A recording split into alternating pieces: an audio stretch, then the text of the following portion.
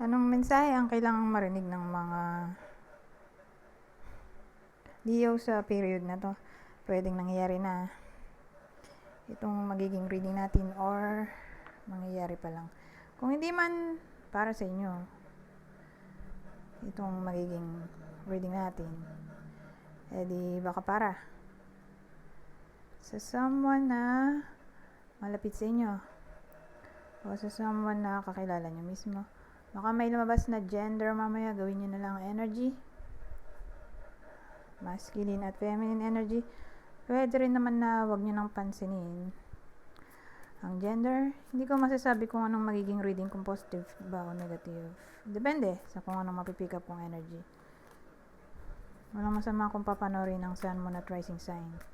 Kasi baka alin man sa mga yan ay mag-resonate na sa sitwasyon nyo.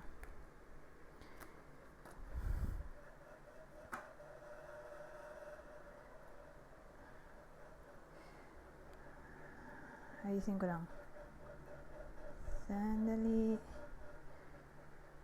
So dito meron tayong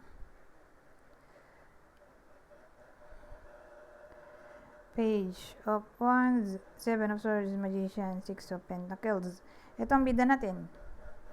Ano ba to? Babae. Pwede rin namang lalaki kung introvert siya. Pero more like tatama to sa kakilala ng Leo. Pero kung sa tingin nyo, tawag dito, pasok kayo sa clue. Kasi may clue ako Kung sa tingin nyo, fit sa inyo yung clue di baka kayo yung bida sa reading. Ang clue lang naman natin moreno, itim buhok. Alin man sa mga yun yung clue. Kaya lang parang paubos na yung battery agad ng ilaw ko. Ikakapalit ko. So game. Babae, pwede rin lalaki kung introvert. Moreno, itim pa buhok,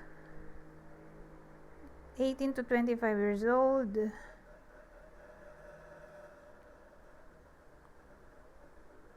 Student.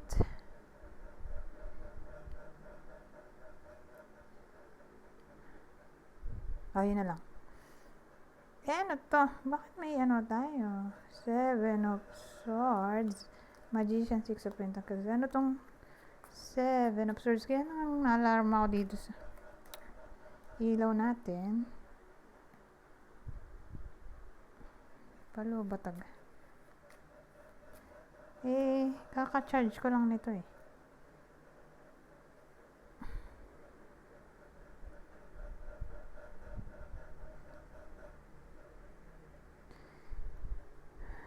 Ano to? Seven of Swords, kinlarify ng Nine of Pentacles. Ano ba dito yung kanyang pera? Galing ba sa maliciousness? Illegal? So, pwedeng kayo mismo to or anyone na malapit sa inyo. Anak, person. So, again, anyone na malapit sa inyo. Pwede magkakarugtong sila, pwede rin hindi. Pero, teka lang Nine of Pentacles. Ano to? May illegal na ginagawa to. Marami yung pera niya, pero galing dito sa Seven of Swords at the Devil mukhang illegal. Oh my God.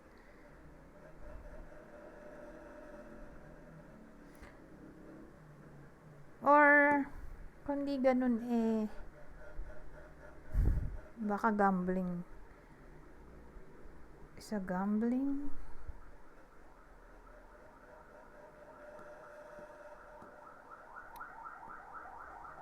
Yung pera nang galing?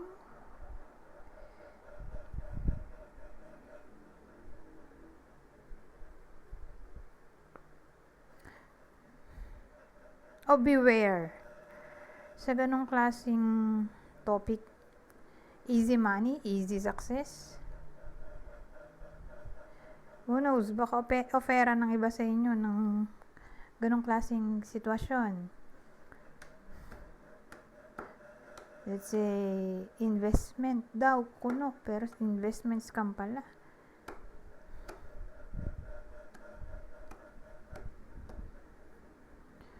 So, yan. Pag yung ino-offer sa inyo na trabaho or salary ay too good to be true, more like scam yan. Pwede rin ganoon. So, either nangyayari na to, na involved na yung taong to doon sa sinasabi kong parang illegal, or scam, or gambling. Or baka mangyayari pa lang in a way na may mag-offer pa lang sa inyo. So, beware. Eh, ano yung magician.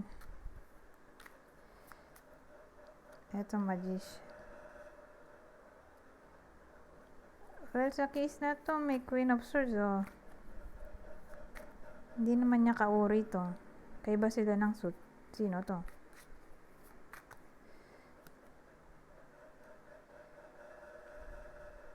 Oh, baka ex niya to.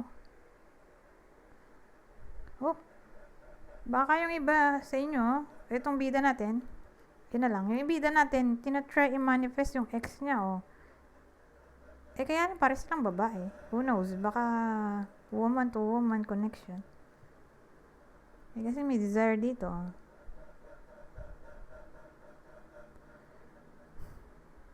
So, kung hindi to woman connection, edi pwede rin namang heterosexual in a way na para silang feminine energy.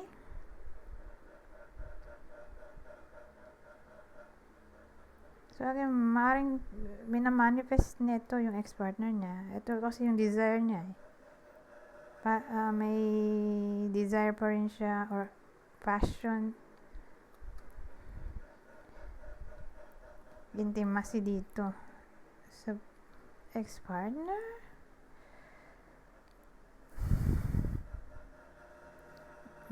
So, ganda ting sa akin.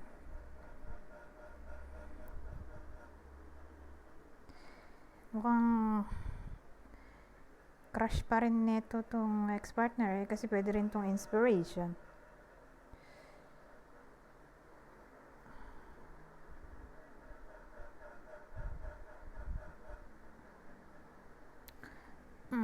Anyways, eto kasi hindi sinabi kung in a relationship ba to eh, or hindi. Kasi kung single pa to, tong bida natin, minamanifest niya yung ex niya.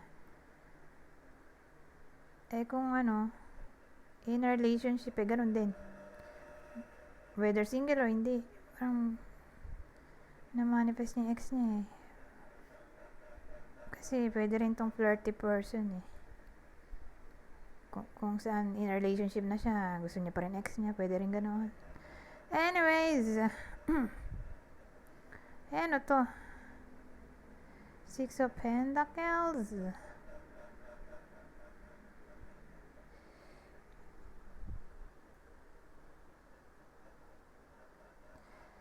Pero since nandito tong magician mo, at tingnan nyo, 1-1, new beginning. Malaki chance na mamamanifest nito yung ex niya. Since nandito rin tong Ace of Wands. So again, 1-1, new beginning. Baka mag-reconnect sila. Na-manifest niya nga.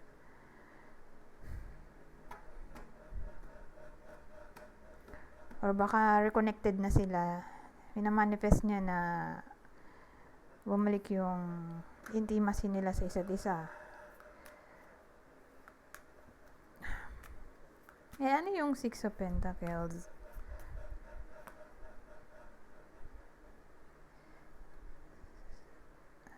Oh, Six of Pentacles, Five of Swords.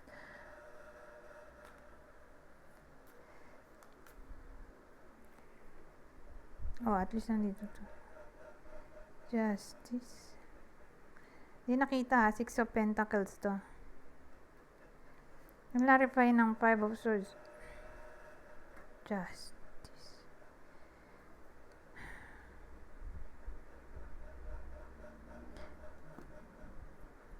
Kasi parang konektado din to dito sa illegal na source of income. OMG.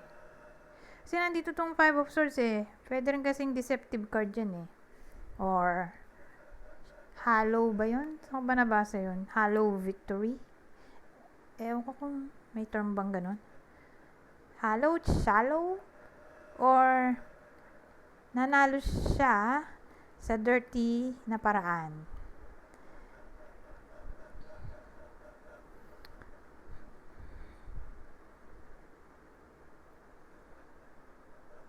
So, yung income ba galing sa dirty na paraan? Illegal, maliciousness? Kasi may dito employment, Six of Pentacles, or sabihin natin career opportunities in general. Mukhang deceptive nga. Pero since na partneran nung justice, mukhang liliwanagan yung tao dito na lumayo sa illegal na gawain. Although kumikita siya na malaki, kaya lang nga illegal at baka mapahamak siya, kaya yun, karoon siya dito ng clarity. Or baka mapanish siya kasi law rin yan justice. So, kung di siya titino, baka mahuli siya.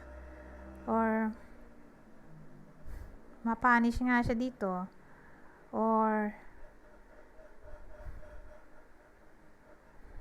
i-dispatch siya nung tawag dito, ka-business partner niya.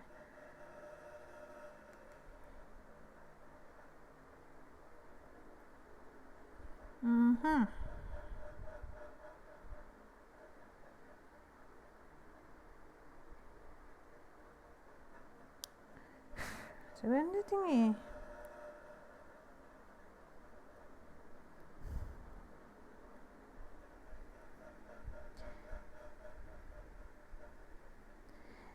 lalo't ano pa naman to,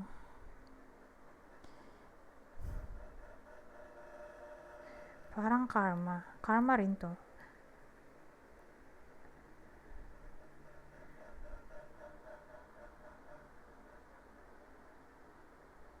What goes around comes around. Di ba ganun din yung karma? So, give and take relationship. Pwede rin, employment.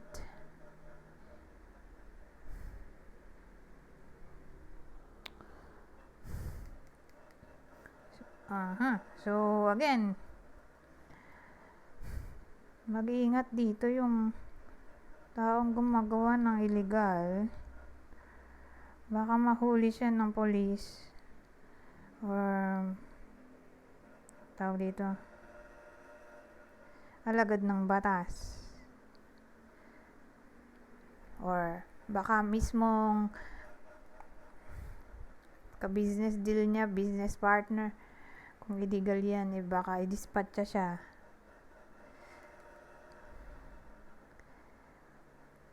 Oh my God.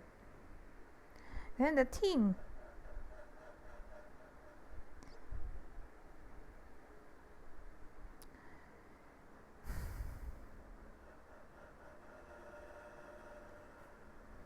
anyways,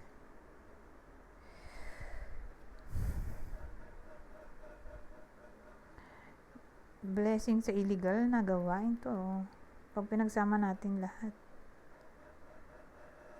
So, may karma dito. Karma na rin to. Or who knows, baka nga magbagong buhay na dito yung tao. Ngayon ako naka-read ng ganito.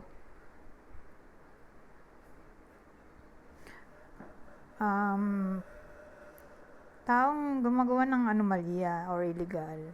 OMG.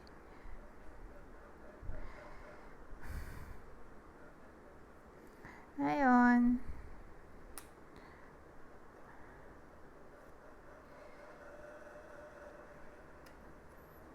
Lagyan natin ng advice.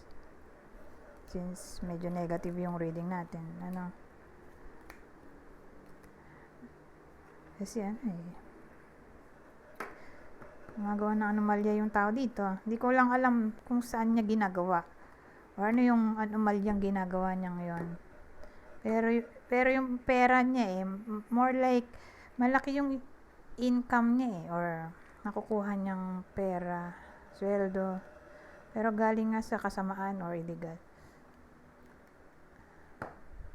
Teka. Ito yung advice. Although, maganda na, sabi ko nga rin dun sa kanina may justice, di ba? Baka maliwanagan siya. Marami kasing pwedeng case. Baka magbagong buhay na siya, maliwanagan siya sa justice card, or baka mahuli siya, mapunish siya. Kasi punishment din yung meaning ng justice card, or may kinalaman sa law or karma. Anyways, ito yung advice sa ganong klaseng sitwasyon na diniscuss natin. Basahin ko na lang to Kunin nyo lang yung mensahe na sa tingin nyo ay fit sa sitwasyon nyo. Whether kayo yun dun sa reading or kakilala nyo. Pero sabi ko nga sa inyo, more like sa kakilala nyo to tatama Malaki chance sa kakilala nyo. Anyways, sabi dito, everything you've planned for has worked out. General advice at prediction to Speak your mind to solve your problems. Success lies ahead if you keep to the right path. Okay? Dito naman tayo. Babasahin ko na lang to para mabilis. Kunin nyo lang yung mensahe na, parang yung dialogue ko dun sa kanina. Iba pala to. Random pala to. Random message.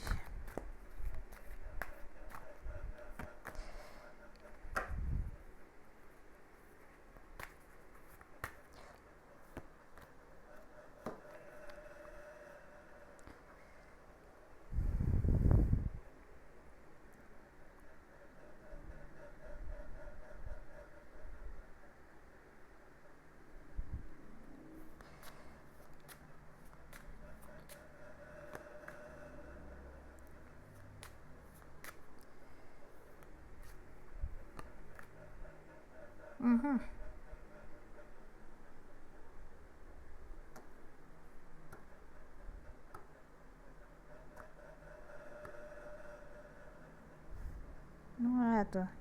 Medyo dumilim na kasi nalobat na itong lilaw ko dito sa part na to.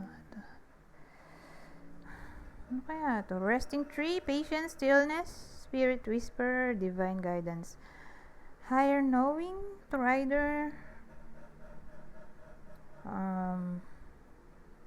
snake. Deception din to Iniisip ko magkarugtong ba to doon sa kaninang reading.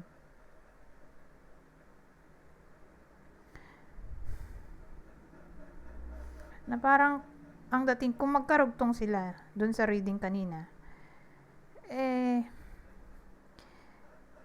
di ba may deception? Ito yung message. Darating tong message kapag nag-meditate, or kapag natutulog, or kapag nagpapahinga, hindi busy. So paano darating yung message?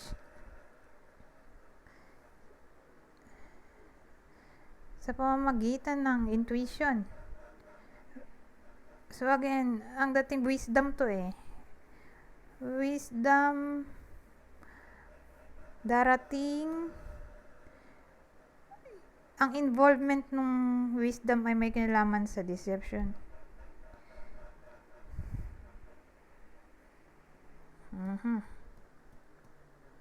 Tingin ko may spirit guides or angels na ililid sa tamang landas yung tao kanina na parang napariwara or Nasilaw sa pera. Kaya ayun, gumawa ng illegal.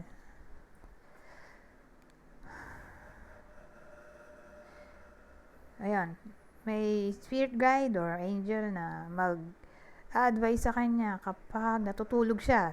So, more like makikita niya yun sa dream, yung message dito, or advice, or sa sudden vision, using daydreaming.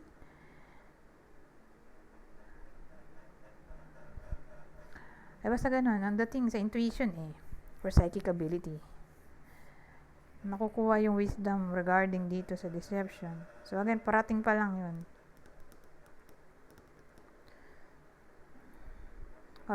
Or kapag nagme-meditate, nag-yoga, or kapag di busy, or kapag nakatulala, or kapag kapag mag-isa lang, ayun, dun darating yung wisdom na sinasabi ko.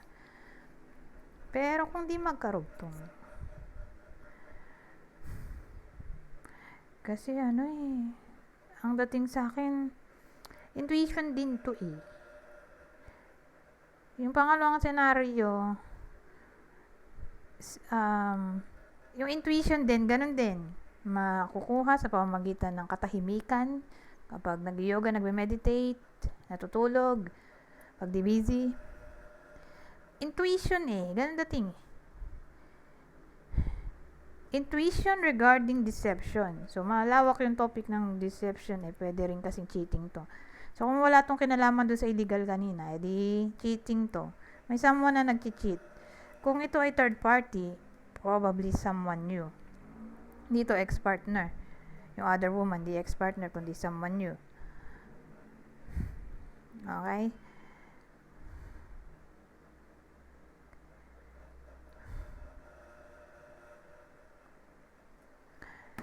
Ayan, pwede rin kasi sa cheating.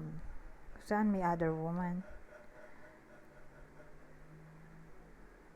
Or other man. Pero mas tatama to sa other woman.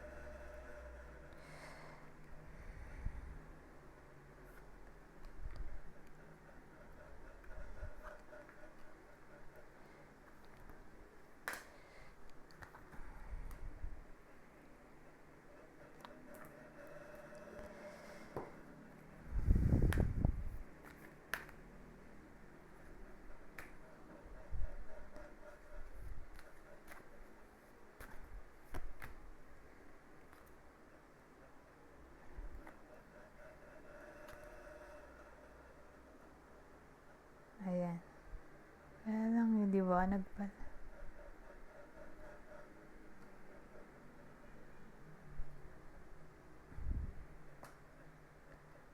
Ayan. Si wala nang ilaw dito sa part na to. Buti may extra pa akong ilaw. Ito, itong ilaw dito. Kaya lang madilim sa part na to.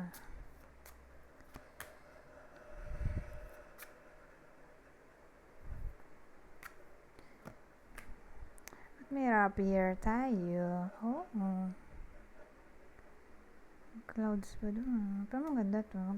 Ito, hindi masabi kung maganda ba to.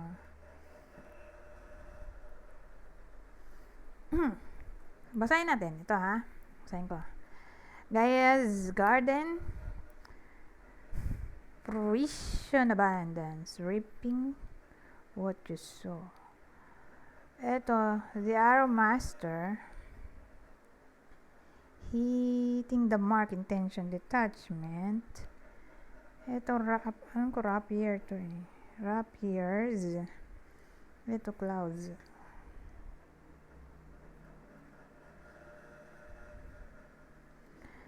Maraming pwedeng case. Una, inheritance to, mag-aaway tungkol sa inheritance. Pangalawa, jealousy, enviousness. Kasi may someone na magiging successful or suswertehin for some reason, kakaroon ng blessing. Ngayon, doon darating yung enviousness na sinasabi ko. Enviousness, jealousy, So, may someone na suswertehin. So, pwedeng kayo mismo yung suswertehin, tapos may maiinggit sa inyo. Or baka may kakilala kayong suswertehin, kayo naman yung maiinggit. So, pwedeng vice versa. Depende. Kasi general reading to.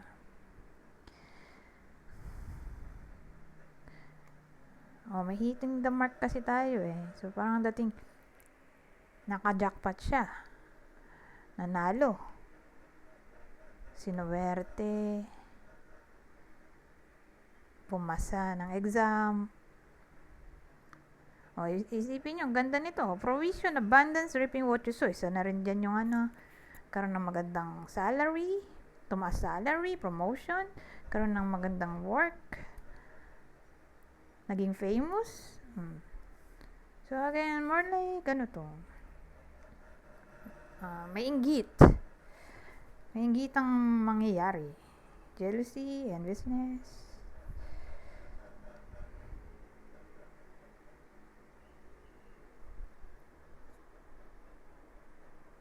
Yun na lang. Iisipan ko pa ng iba pang senaryo, wala nang maisip. Dito na tayo sa susunod.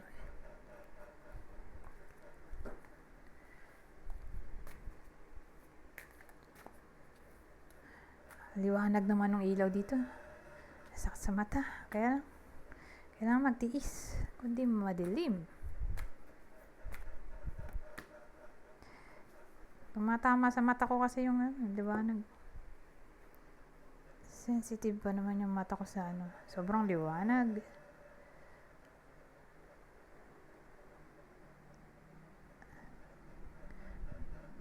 In-adjust ko para somehow maliwanag kahit pa paano dito. Yun nga lang, tumatama sa mata ko yung liwanag.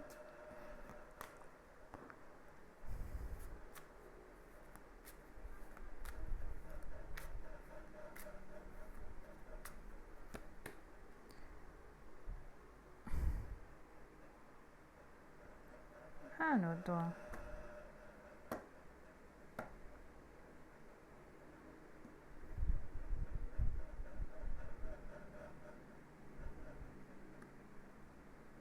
Pinagpipay attention kayo dito. Inisip ko bakit.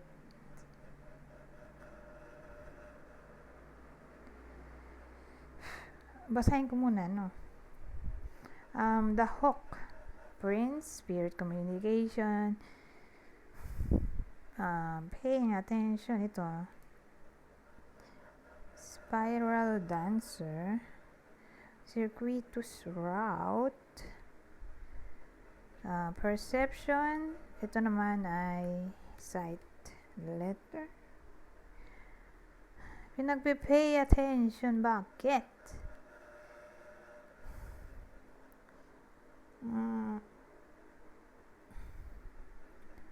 Bakit nga kaya? Circuitous route. Perception. May tayo. Message kasi dito eh.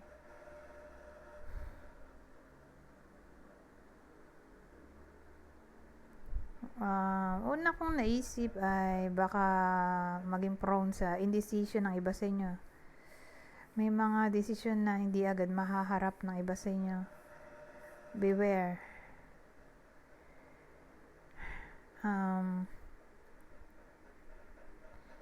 May confusion kasi dito eh.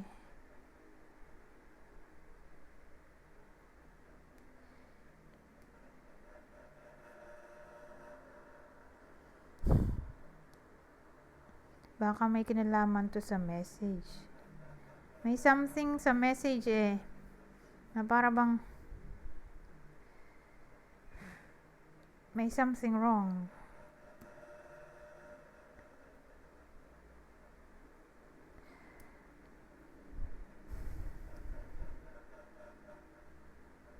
Sabihin natin too good to be true na offer through message. Beware. Message, text, chat. Beware sa offer ha. Lalo na kung too good to be true. Kasi may parang cautious, danger.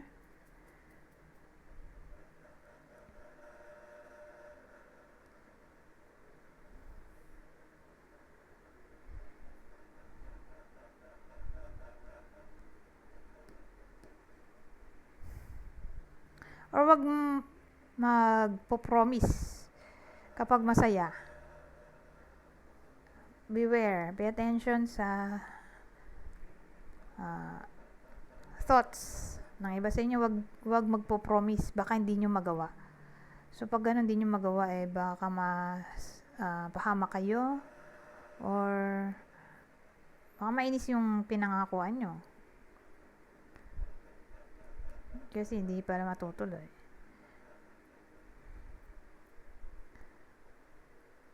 May times kasi na tawag dito, sa sobrang saya, napapangako na hindi na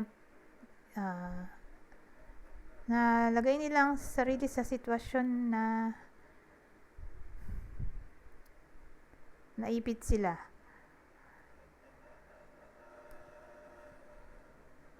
Ganon. Kasi nga nasabi nila, nakapangako sila. Let's say magpapautang, example lang. Sa sobrang saya, may masayang pangyayari ngayon. Nakapangako siya na magdo-donate or magpapautang, example lang. Kaya lang, may financial issue rin siya. Kaya lang sa sobrang saya, nasabi niya yun. Example lang. Basta, parang nakapangako na lagay niya yung sarili niya sa peligro. Ito, may danger kasi. So, ito yung message na sinasabi ko More like yung message ay galing doon sa text, chat, email. Beware. Kasi may circuitous route nga tayo, perception. Parang, ayun spiral. Parang may something wrong.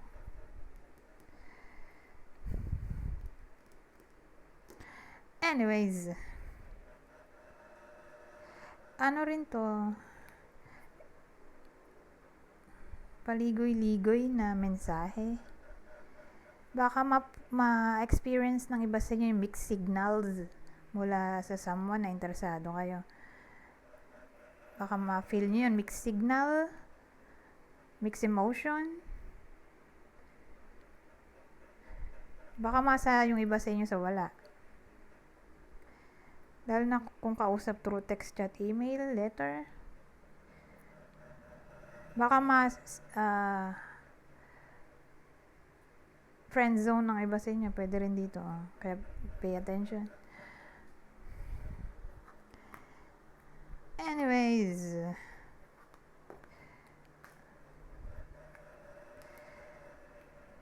babasahin ko na lang to. Ano mang oras na? Teka lang. Babasahin ko na lang tong part na to. Kunin nyo lang yung mensahe na sa tingin nyo ay fit sa sitwasyon nyo. General advice at prediction na to sa period na to. Kukuha lang ko ng 3. Oh. So may iba sa inyo na baka ikasal. Pero babasahin ko na nga lang pala. Madali mode ako Dali na maintindihin O baka may mabalitaan kayo ikakasal na. A marriage of souls is a union of two divine counterparts blending together.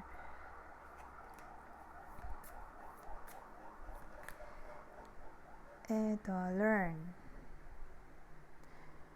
Let love show you how to learn from each other.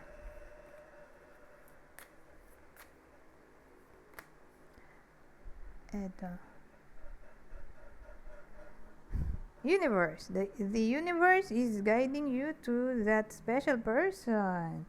Allow everything to take its natural course. So, ito, para naman sa single, parating ng special person. Ito naman ikakasal. May iba na ikakasal. Ito naman mag-aaral or may wisdom na matututunan. Ngayon, kung kasal na, edi saan natin ng harmony.